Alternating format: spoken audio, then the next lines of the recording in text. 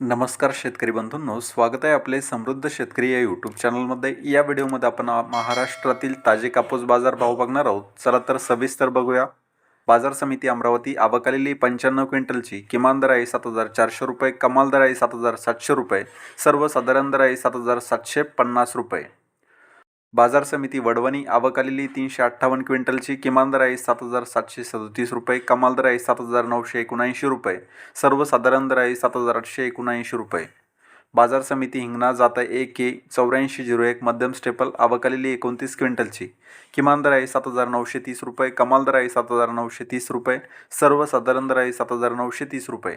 बाजार समिती घाटंजी जात आहे LRA मध्यम स्टेपल आवक आलेली 2300 क्विंटलची किमान दर आहे 7,500 रुपये, कमाल दर आहे 7,700 रुपये, सर्वसाधारण दर आहे 7,650 रुपये।